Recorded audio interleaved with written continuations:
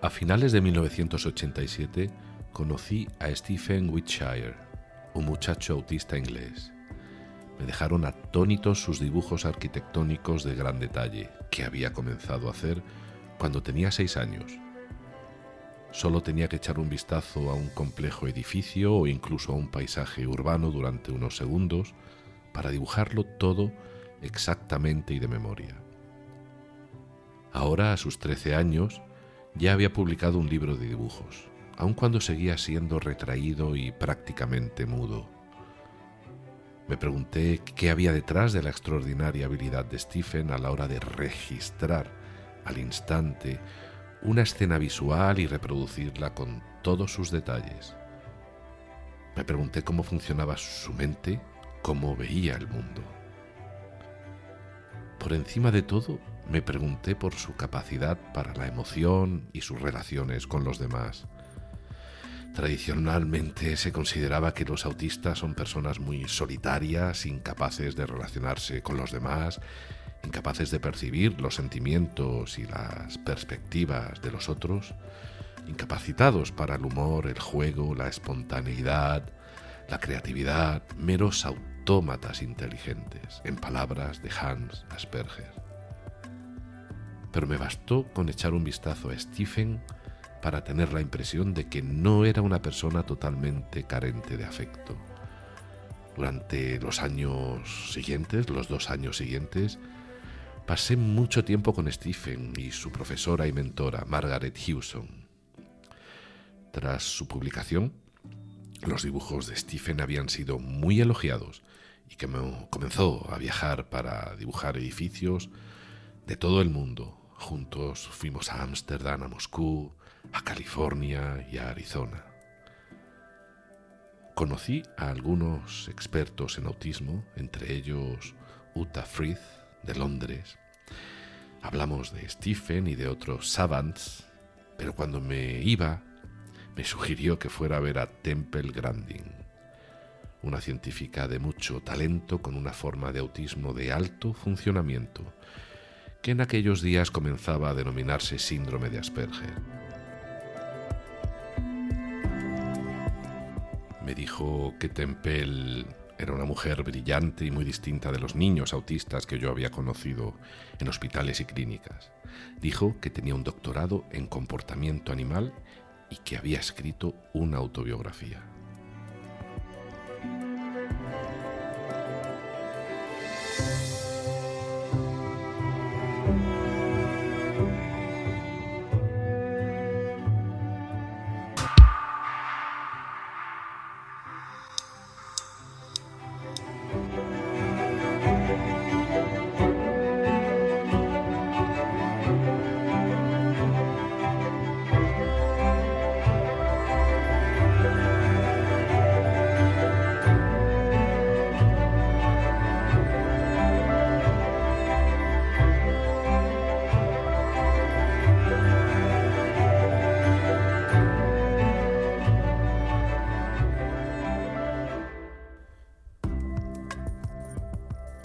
Hola, ¿qué tal estás? Espero que bien.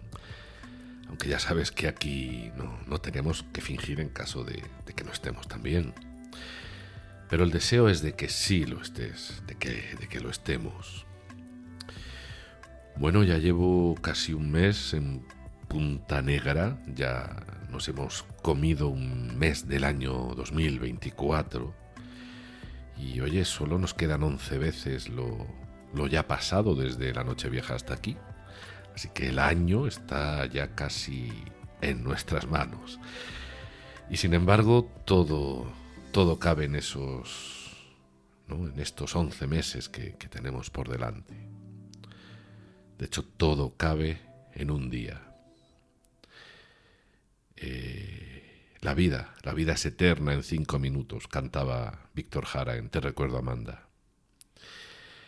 Y sí, es curioso cómo hay canciones que no las cantará jamás nunca nadie tan bien como la ha cantado el autor, en este caso Víctor Jara, el autor original. Y sí, este es el caso de Te recuerda, Amanda, por lo menos para mí. Pero también es cierto que hay artistas que recuperan temas de otros artistas y los mejoran, como es para mi gusto el caso de Caetano Veloso, ¿no? Con temas como Recuerdos de Ipacaraí, por ejemplo. Y desde que era joven le he dado muchas vueltas a este tema, ¿no? Hace ya muchos años que le di vueltas a este tema, ¿no? que es muy curioso. Y bueno, ya hace tiempo llegué a una conclusión, nada científica, más intuitiva que otra cosa, aunque igual sí que hay algo de ciencia por ahí, ciencia neuropsicológica, que no se revela demasiado claramente, pero si se indaga seguro que la hay. Y es que yo creo que la versión que más nos conmueve, hablando de canciones, y que acaba gustándonos más, es la primera que escuchamos. Pues es a la que le asignamos toda la carga emocional. La voz, el tono, el timbre, los arreglos, ¿no? Todo el crisol de sonidos que estalla en el cerebro, repetición tras repetición, y que forma ese engrama, ese correlato biológico de la memoria, en donde, está la memoria con la emoción asociada a la canción, junto con otras memorias asociadas a quizá los episodios vividos con esa canción, ¿no? Todo está conectado. Y eso solo pues sería con una canción. Así que la vida es eterna en un engrama, ¿eh?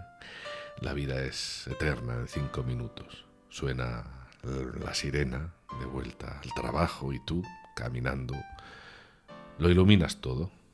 Los 5 minutos te hacen florecer.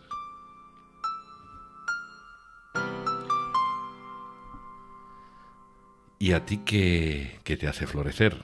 Tiene que haber algo que nos haga florecer con solo 5 minutos.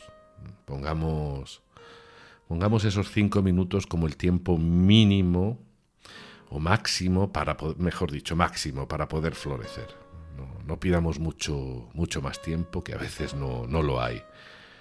A veces se nos acaba y ya no hay más tiempo. Así que apuesto por esos 5 minutos como un estándar en donde florecer de felicidad, y cuando estos se acaben, pues regresar a lo que estábamos haciendo con el regusto de esa felicidad iluminándolo todo. Y yo pregunto, para los que seáis rápidos de cálculo, ¿cuántos 5 minutos caben en 11 meses?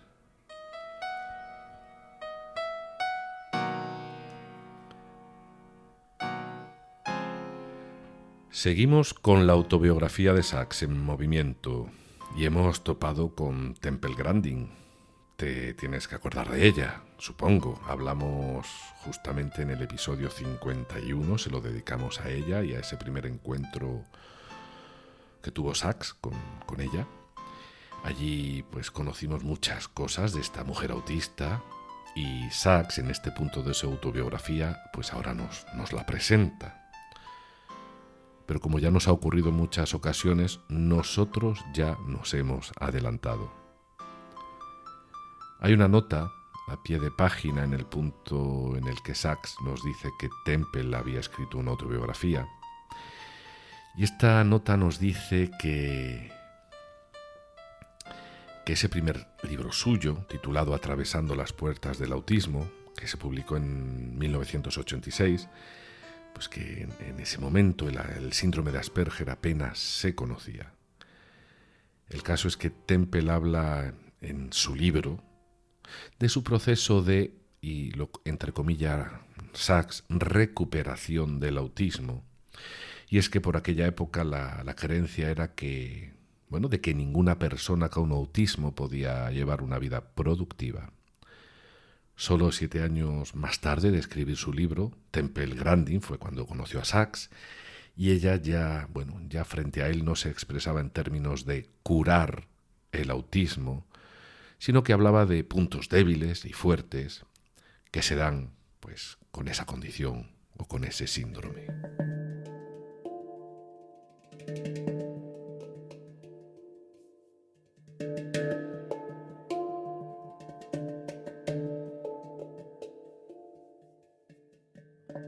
Es curioso cómo algunos términos tienen una carga semántica tan enraizada en lo desagradable que hacemos lo que sea para salir de la etiqueta. Nadie quiere tener algo que sea susceptible de ser curado. Librarnos de la etiqueta de la curación nos pone, bueno, fuera de la enfermedad y del grupo de los enfermos. Y es que nadie quiere ser un enfermo. Y esto, bueno, pues nos puede librar del estigma, pero también podemos creer que no nos hace falta preocuparnos por nosotros o que se preocupen por nosotros, ni por nuestra salud. También puede dejarnos, en este caso, sin protección y sin atención a nuestra condición. En fin, no sé si es mejor escapar de la etiqueta o darle a la etiqueta más variedad de significados. En cualquier caso, esto es algo que depende de los tiempos, de las corrientes sociales, de la legislación que regule, bueno, de lo que está mal o bien visto, que no es algo objetivo, sino que depende, bueno, pues también de la moda imperante o de la corriente predominante.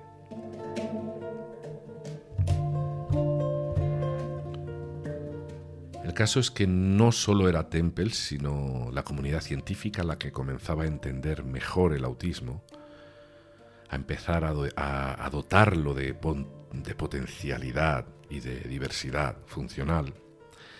Y es que la propia directora de la revista New Yorker, en aquella época, le dijo a Sachs, cuando éste le envió un artículo basado en ese primer encuentro suyo con Temple Grandin, que esta sería una heroína norteamericana después de la publicación del artículo. Bueno, pues así ocurrió. Temple fue conocida por todo el mundo autista de los Estados Unidos y se convirtió en eso, en una heroína para el mundo autista. Una muestra de que el síndrome de Asperger no debía tratarse como un déficit fisiológico, sino como una manera distinta de existir. La historia de Temple Grandin fue la historia central, al menos la que dio título al libro Un antropólogo en Marte, que llevaba como subtítulo 7 relatos paradójicos. Y en todos ellos las afecciones raras que sufren sus personajes eran precisamente necesarias, fundamentales para que sus vidas pues fueran como eran, precisamente porque esta condición también era fuente de originalidad y creatividad, ¿no?, para ellos. Por eso seleccionó Sachs de una forma metódica y muy inteligente estas historias, teniendo este hilo en común.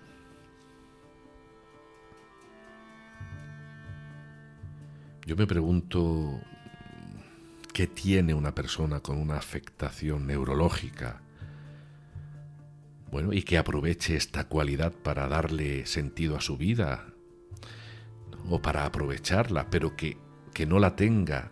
O sea, que sin embargo otras personas no, con esa misma afectación no puedan hacerlo, no lo hagan, ¿no?, y que sientan que su vida no tiene sentido. O sea, ¿cuál es ese ingrediente, ¿no?, ese material que buscamos y que se nos esconde? ¿Será el mismo que diferencia a dos personas, por ejemplo, con la misma incapacidad física? Vamos a suponer que es la misma. Y una de ellas pues hace deporte de alto nivel en su silla de ruedas, por ejemplo, y la otra persona pues está en casa sin salir. Y más allá, ¿no? O sea, llevándolo a lo normal estadísticamente hablando. Y ese material que estamos buscando es el mismo para el caso de dos personas normativas en lo neurológico y en lo físico, cuando una de ellas pues se come el mundo y la otra pues simplemente está siendo comida por el mundo. ¿Cuál es ese material? ¿Cuál es? ¿Es innato? ¿Se puede producir o puede resurgir en un momento dado? Es que parece que sí, pues hay personas que estando muy dormidas en su vida, en su día a día, tras un trauma o un susto, pues han empezado a comer el mundo cuando antes era el mundo quien se la comía. Así que ese material está ahí, latente de alguna manera. Ya, pero ¿qué es, no? ¿Cómo podemos encontrarlo? ¿Cómo podemos definirlo, no? Y y aprovecharlo en nuestro beneficio, ¿no? Estemos bien, tengamos una incapacidad o seamos Asperger o Tourette. Si lo sabes o si sospechas de ese material, pues pónmelo o pónnoslo en un comentario, por favor.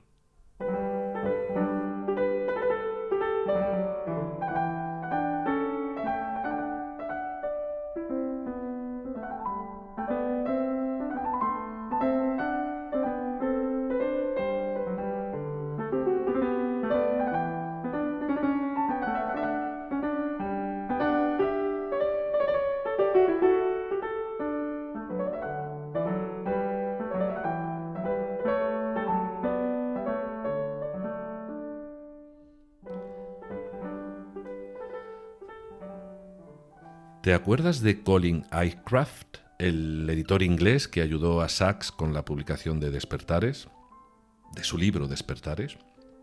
Bueno, pues en 1972, preparando precisamente la publicación del libro para su publicación, la publicación del libro, Sachs y el psicólogo Richard Gregory se conocieron en el despacho de Colin, pues este andaba también editando un libro de Richard. Pues además de psicólogo, pues era escritor, ¿no? Richard, dice Sachs, era un hombre grande, una cabeza más alto que yo, espontáneo y exuberante, dotado de una gran energía mental y corporal, que se combinaba con una especie de inocencia y una afición a las bromas, que a veces me impulsaba a verlo como si fuera un chico de 12 años, enorme, vivaz y gracioso. Me habían cautivado sus libros anteriores, Eye and Brain y The Intelligent Eye, que nos revelaban el fluido y delicioso funcionamiento de una mente apasionada y poderosa, y una singular amalgama de ligereza y profundidad. Se podía reconocer una frase de Gregory tan fácilmente como un compás de Brahms.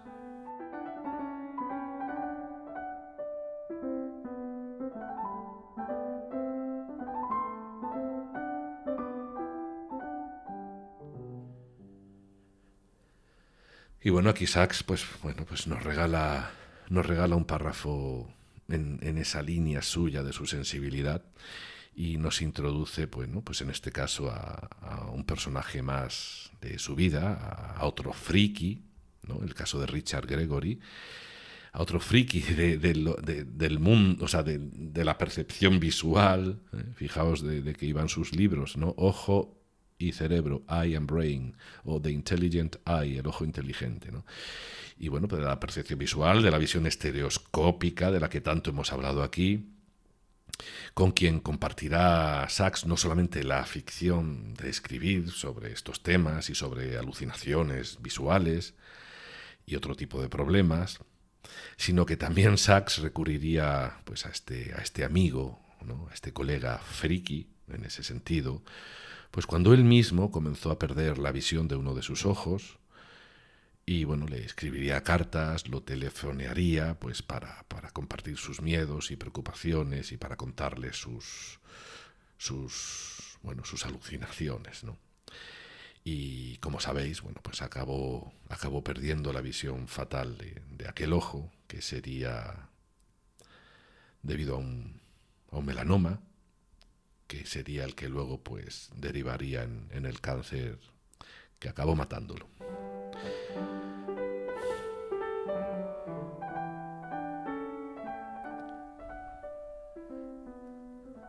Sachs sigue avanzando en estas páginas y nos lleva ahora al periodo en el que escribiría La isla de los ciegos al color, libro que ya, al que le hemos dedicado un capítulo, ¿no? Y abro comillas. A principios de 1993, Kate me pasó el teléfono y dijo: «Es John Steele, te llama desde Guam». ¿Guam? Nunca había recibido ninguna llamada telefónica desde Guam. Ni siquiera estaba seguro de dónde estaba. 20 años atrás había mantenido cierta correspondencia con un tal John Steele, un neurólogo de Toronto, que había sido coautor de un artículo sobre las alucinaciones de migraña en los niños. Se conocía a ese John Steele por haber identificado el síndrome de Steele-Richardson-Olszewski, una enfermedad degenerativa del cerebro ahora llamada parálisis supranuclear progresiva. Cogí el teléfono y en efecto resultó ser el mismo John Steele. Me contó que desde entonces vivía en Micronesia, primero en una de las Islas Carolinas y ahora en Guam. ¿Por qué me telefoneaba? Pues me dijo que entre el pueblo chamorro de Guam existía una extraordinaria enfermedad endémica que los nativos llamaban litico-body. Muchos de ellos padecían síntomas extraordinariamente parecidos a los que yo había descrito y filmado en mis pacientes posencefálicos. Como ahora yo era una de las pocas personas que habían visto a estos pacientes posencefálicos, John se preguntaba si podría ver a algunos de sus pacientes y decirle lo que pensaba. Y aquí se cierran las comillas. Entonces, ¿qué hizo Sachs? Pues se puso dirección a la Micronesia a ver a esos enfermos con esa enfermedad degenerativa que la sufría casi toda la población de la isla. Y aprovechó el viaje porque en otras islas cercanas, lo aprovechó para visitar otras islas cercanas, pues en donde había gente, demasiada gente, también era algo endémico, que tenía ceguera al color. Y de esto ya hemos hablado. De estas islas,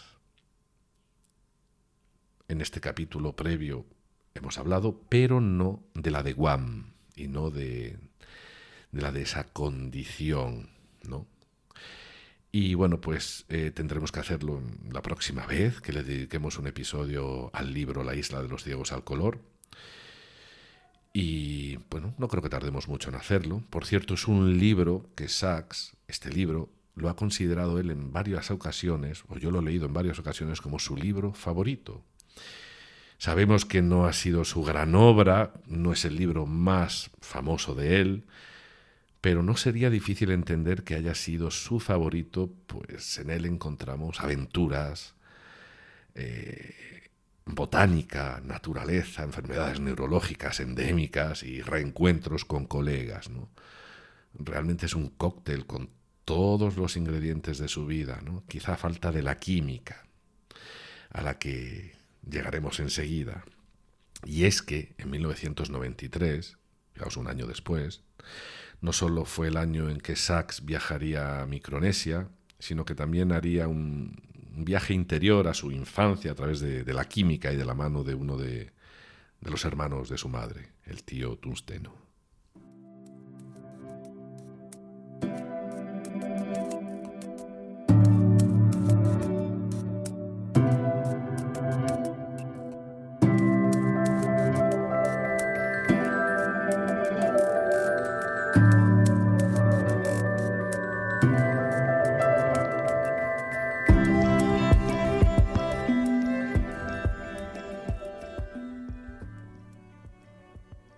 Bob Silvers me preguntó si me gustaría reseñar una nueva biografía de Humphrey Davy. La idea me entusiasmó, pues Davy era uno de mis ídolos desde niño. Me encantaba leer acerca de sus experimentos químicos a principios del siglo XIX y repetirlos en mi pequeño laboratorio. Volví a sumergirme en la historia de la química y acabé conociendo al químico Roald Hoffman. Unos años después, Roald, conociendo la pasión que había sentido de niño por la química, me mandó un paquete que contenía un gran póster de la tabla periódica con fotografías de cada elemento, un catálogo químico y una barrita de un metal grisáceo y muy denso que de inmediato reconocí como tungsteno. Como Roald sin duda conjeturó, aquello al instante suscitó recuerdos de mi tío, cuya fábrica había producido barras de tungsteno y fabricado bombillas con filamentos de dicho metal. Esa barra de tungsteno fue mi Magdalena.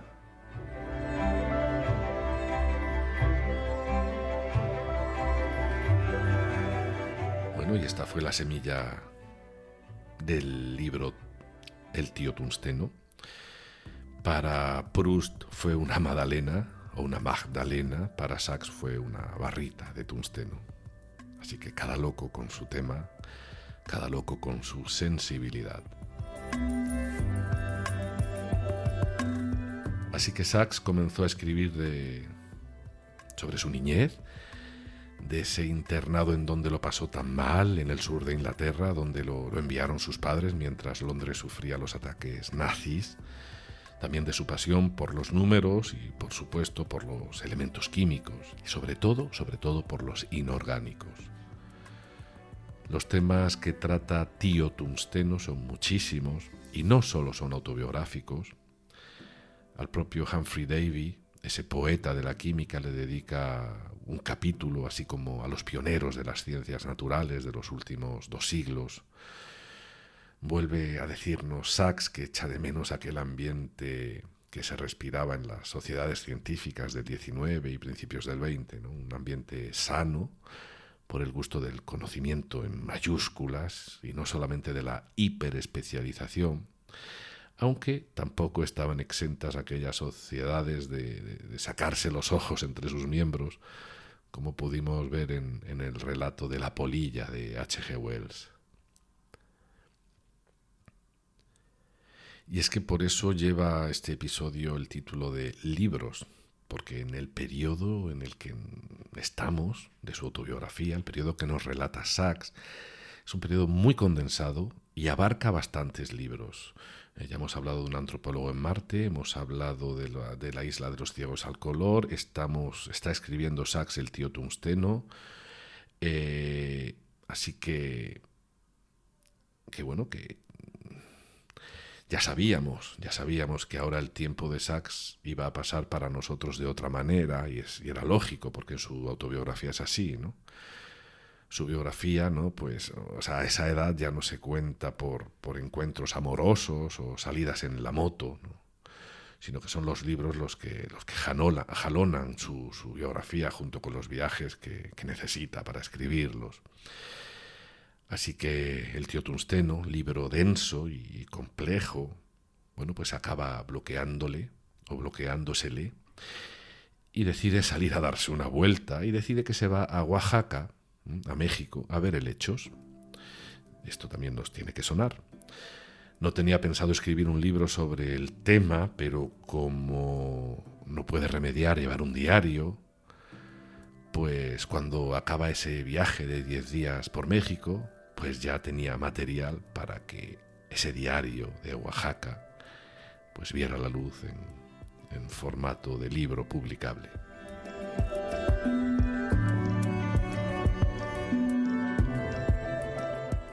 Veamos cómo sale un escritor del bloqueo de un libro mientras se encuentra viajando por un lugar del que también saldrá un libro aún sin saberlo.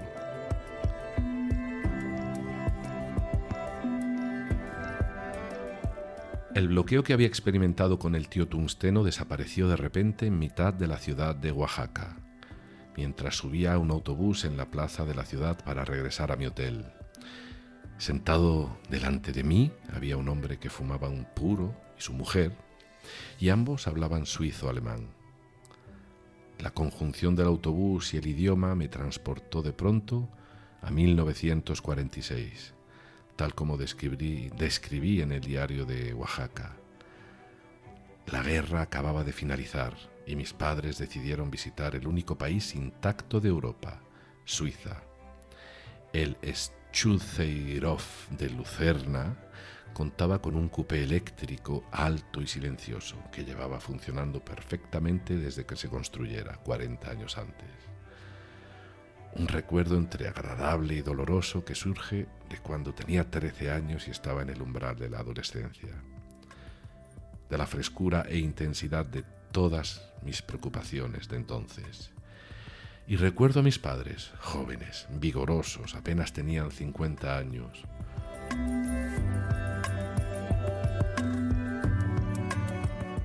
Cuando regresé a Nueva York, del viaje de Oaxaca, seguía evocando recuerdos de mi infancia y así surgió el resto de El tío Tungsteno, en el que lo personal parece entrelazarse con lo histórico y lo químico, con lo que ese libro híbrido cobró forma cuando conseguí combinar 2 historias y 2 voces muy distintas.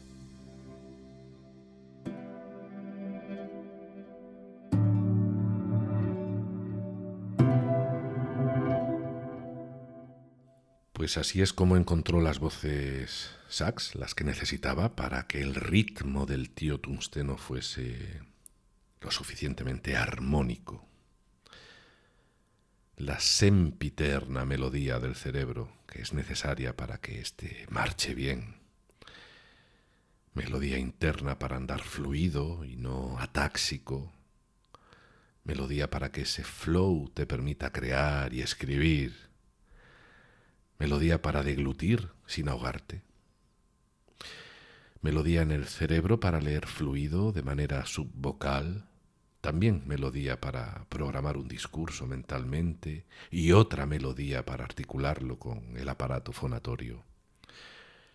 El cerebro necesita de una melodía interna, armónica y sincronizada. Por eso un accidente cardiovascular en el encéfalo o una infección meníngea o un golpe más fuerte de lo normal en el cráneo o el paso inexorable de los años pueden acabar con una buena parte de la masa neural, lo que implicaría un corte abrupto en esa melodía interna.